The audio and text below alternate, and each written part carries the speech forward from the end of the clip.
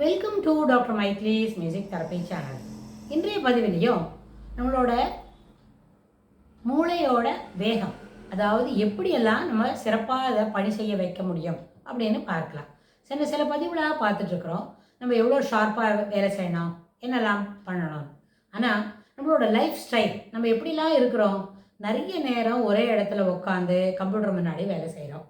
அப்புறம் சில விதமான யோஜனைகள், இப்போ நம்ம ஷார்ப்பாக இருக்கிறதுக்கு, ஸ்மார்ட்டாக ஆன்சர் பண்ணுறதுக்கு மனக்கணக்கு போடணும். சில சமயத்தில் வாயில் வேகமாக கேட்குற ஆன்சருக்கு ஒன் வேர்ட் ஆன்சர்னால் ஸ்மார்ட்டாக என்ன டக் டக்குன்னு பதில் சொல்லணும், அப்படிலாம் பார்த்தோம்.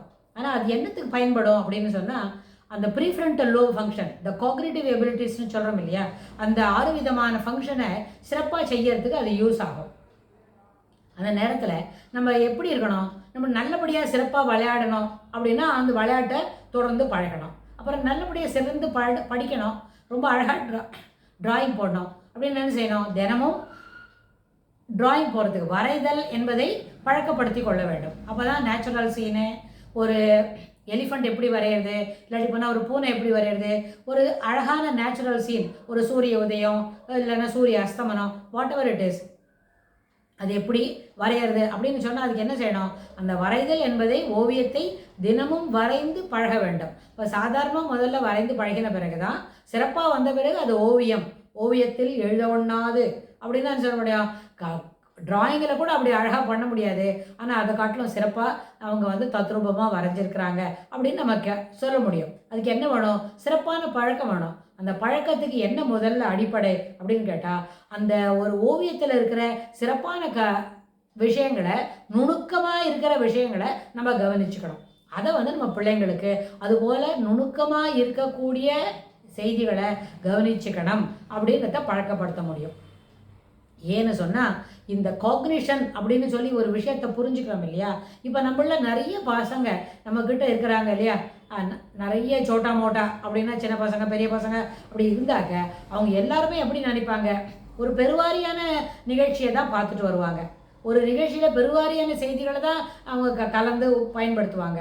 அப்படி இல்லை, பெருவாரியான நிகழ்ச்சியை காட்டிலும் நுணுக்கமாக ஒரு பெரிய விஷயத்துக்கு நடுவில் what is like in between அப்படின்னு நம்ம இசை கூட பாடும்போது அப்படி தான் சொல்லுவோம். எல்லாமே மேக்ரோ நோட்ஸ் கிடையாது, இன்பிட்வீன் த நோட்ஸ் நிறைய என்ன இருக்கும், சிறப்பான இடங்களை நம்ம இறங்கி அந்த நோட்டை இருக்கிறத காட்ட முடியும். நம்மளுடைய என்ன பாரம்பரிய சங்கீதத்துக்கு அது ஒரு சிறப்பான அம்சம். அதுபோல் அதுக்கு என்ன காரணம், அந்த மாதிரி நுணுக்கமான இடத்தெல்லாம் நம்ம என்ன உணர்ந்து பாடணும், அதுபோல் உணர்ந்து கவனிக்கணும்.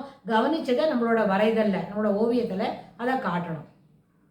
இதை நம்ம பெரிய அளவில் பார்க்க முடியும் அப்படின்னா, நம்மளோட கோவில்களில் இருக்கிற கல்வெட்டுகள், அந்த சிற்பங்கள், அதெல்லாம் பார்த்தா தெரியும் என்ன ஒரு மைன்யூட்டான விஷயம் கூட அந்த கல்லில் செதுக்கியிருக்கிறாங்க அப்படின்னு நம்ம பார்க்க முடியும். அப்போ என்னாச்சு, அந்த செதுக்கிற ஒரு கல் தச்சர் இருக்கார் இல்லையா, அந்த சிற்பி, அவரை கல் தச்சர்னு சொல்லி ரொம்ப ராவாக சொல்ல வேண்டாம், அவர் ஒரு சிற்பி, சிற்பத்தை அந்த வடிவமைப்பதில் சிறப்பானவர் அப்படின்னா, அந்த சிறப்பானவரோட காக்னிட்டிவ் எபிலிட்டிஸ் எந்த அளவுக்கு தீக்ஷண்யமாக இருக்குது, ரொம்ப ஷார்ப்பாக புரிஞ்சுக்கிறாங்க. ஒரு விஷயம்னு சொன்னால் அதில் எல்லா விதமான நுணுக்கங்கள், நிஜமாக இருக்கக்கூடிய ஒரு சிங்கத்துக்கு என்னெல்லாம் ஃபீச்சர்ஸ் இருக்குமோ அது அந்த சிற்பத்திலையும் இருக்கும். அதுபோல் வரையணும் அப்படின்னா சரி, அதுபோல் வடித்து எடுக்கணும் அப்படின்னா அதுக்கு எந்த அளவுக்கு அதுக்கு சிறப்பு இருக்கணும்னு சொன்னால் அவங்களோட டேலண்ட், அது ஒரு டேலண்ட்டு காட்டிலும் அது இறைவனோட வரம்.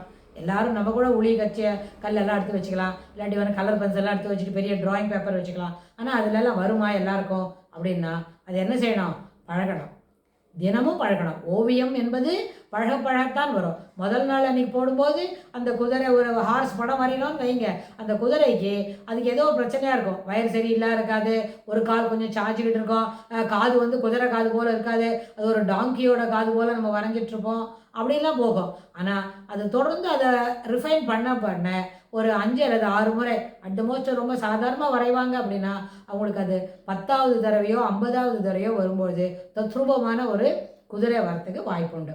ஏன்னா அதுக்கு முதல்ல என்ன பண்ணணும்னு கேட்டால், பொறுமையாக அந்த விஷயத்தை பார்த்து எழுதணும். நம்ம பிள்ளைங்களுக்கு என்ன வருது இப்போ ப்ரெசன்டேஜ் சினாரியோவில், அந்த பொறுமைன்ற வார்த்தை, பேஷன்ஸ்லி என்ன patiently observing what exactly happening அப்படின்னு. ஸோ அந்த அடிப்படையில் நம்மளுக்கு என்ன வராது, இதை வந்து அப்படி கவனிக்கலை, பொறுமையாக கவனித்து அதில் என்ன இருக்குதுன்னு பார்க்கலன்னு சொன்னால் அதை என்ன பண்ண முடியாது, நம்மளால் அந்த வரைதல் என்பது வருவதற்கு வாய்ப்பில்லை. அதே மாதிரி பாட்டு கற்றுக்கணும், நல்லா சிறப்பாக பாடணும் அப்படின்னாலும் பொறுமையாக அவங்க என்ன சொல்கிறாங்களோ அதை காது கொடுத்து வாங்கணும். சொல்லும்பொழுதே தனக்கு வந்துட்டுது அப்படின்னு நினைக்கிறதுக்கு வாய்ப்பில்லை. ஸோ அந்த அடிப்படையில் பொறுமையாக கவனிக்கணும் அப்படின்றது முக்கியமான விஷயம். சரி, இதெல்லாம் எப்படி நம்ம பிரெயினை ட்ரெயின் பண்ணுறது அப்படின்னா, நிறைய நேரத்தில் நம்மளோட சிறப்பான சத்தான உணவுகள் எடுத்துக்கொள்ளணும். உணவுகள் எடுத்துக்கொள்ளும் போது அதில் முக்கியமாக நம்மளுக்கு ஒரு இடம் வகிக்கிறது எதுன்னு கேட்டால் பைனாப்பிள். அன்னாசி பழத்தை எப்படியாவது, அதாவது ஒரு ரசம், அன்னாசி பழம் ரசமோ, அன்னாசி பழம் ஜூஸு, அன்னாசி பழத்தில் ராவா அப்படியே கொஞ்சம், ஆனால் கொஞ்சம் புளிக்கும், நல்லா பழுத்த பிறகு அதை வந்து அதுக்கு என்ன ஸ்வீட்டான்னு எதுவுமே சேர்த்துக்க வேண்டாம். அது மறுபடியும் அது என்ன ஜூஸ் பண்ணி சாப்பிட்றதா இருந்தாலும் அதுக்கு ஒன்றும் வேண்டாம். சில பிள்ளைங்களுக்கு அவ்வளோ ஸ்ட்ராங்காக சாப்பிட முடியாது அப்படின்னா we can add some sweetener, ஏதாவது சர்க்கரையோ, சர்க்கரை போட்டே சாப்பிடலாம், ஒன்றும் இல்லை. அப்புறம் முக்கியமான விஷயம், சுகர் சாப்பிடக்கூடாது அப்படின்னு நிறைய பேர் நம்ம இதில் சொல்லிட்டு இருக்கிறோம். சாப்பிடக்கூடாது தான், ஆனால் அது வந்து போதுமான அளவுக்கு பாடியில் மால்டோஸ், சக்ரோஸ் அப்படின்னு குளுக்கோஸுக்கு ரிலேட்டடாக இருக்கிற எனர்ஜி நம்ம மூளையோட இடத்துக்கு போனால் தான், பாடி அப்சர்வ் பண்ணி அது என்ன ரத்த குழாய்கள் மூலமாக மூளைக்கு போனால் தான் நம்மளால் என்ன பண்ண முடியும், ஸ்மார்ட்டாக யோசிக்க முடியும். பிரெயின் எனர்ஜின்னு ஒன்று இருக்கே, அதுக்கு நிச்சயமாக என்ன வேணும், சுகர் வேணும் தான். ஆனால் சுகர் இருக்குது, அவங்க சாப்பிடக்கூடாது, இவங்க சாப்பிடக்கூடாது, அந்த சுகர்லாம் உடம்புக்கு ஆகாது அப்படின்னு சொன்னால் உடம்புக்கு ஆகாது தான். எதுக்குமே ஒரு அளவுன்னு ஒன்று உண்டு இல்லையா? சுகர்லேயே போக வர பரட்டிக்கிறத காட்டிலும் என்ன செய்யலாம், ஒரு 7 கிராம் தினமும் சாப்பிடலாம். 7 கிராம் சுகர் போட்டு ஒரு காஃபி குடிக்கலாம், 7 கிராம் சுகர் போட்டு ஒரு போர்ன்விட்டா சாப்பிடலாம். ஒரு சாதாரண ஒரு டம்ளர் பால், அதில் ஒரு 7 கிராம் சுகர் போட்டு மிக்ஸ் பண்ணி சாப்பிடலாம். ஆனால் பால் குடிக்கிறதுக்கு சுகர் வேண்டாம்னு நினைக்கிறாங்களா? Okay, most welcome, it is also good, well and good, you can take it, milk without sugar.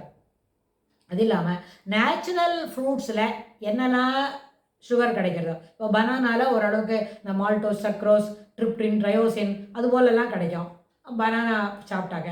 அதுபோல் மேங்கோலேயும் அதெல்லாம் கிடைக்கும். ஆனால் ரொம்ப ரைப்பண்டு மேங்கோன்னா ஸ்வீட்டுன்னா இருக்கும், ஜாஸ்தி அதிகமாக இருக்கும், அது கூட தேவையானது தான். அதனால் சர்க்கரை சேர்ந்த உணவுகள் இல்லைன்னா சர்க்கரை இயற்கையாக கிடைக்கக்கூடியது இடம், அதாவது அந்த மால்டோஸ், சக்ரோஸ் அண்ட் அதெல்லாம் இருக்கு இல்லையா, அது நம்மளுக்கு இயற்கையாக கிடைக்கக்கூடிய எந்த பொருளாக இருந்தாலும், அது காய்கறிகள் இருந்தாலும் பழ வகைகள் இருந்தாலும் தவறாமல் எடுத்துக்கணும். அது என்ன செய்யணும்னா ப்ரீஃபரண்டல் லோ ஃபங்க்ஷனுக்கு சிறப்பானதாக அமையும். அதுக்கு தொடர்புடைய செய்திகளை வரப்போகிற பகுதிகளிலும் பார்க்கலாம். ஆனால் உண்மையாக இது அத்தனையும் சிறப்பாக செய்யணும் என்று சொன்னால் கூர்ந்து கவனிக்க வேண்டியது அத்தியாவசியம் என்று சொல்லி இந்த பதிவை நிறைவு செய்கிறோம். இதுக்கு தொடர்புடைய செய்திகளை வரப்போகிற பகுதிகளில் பார்க்கலாம்.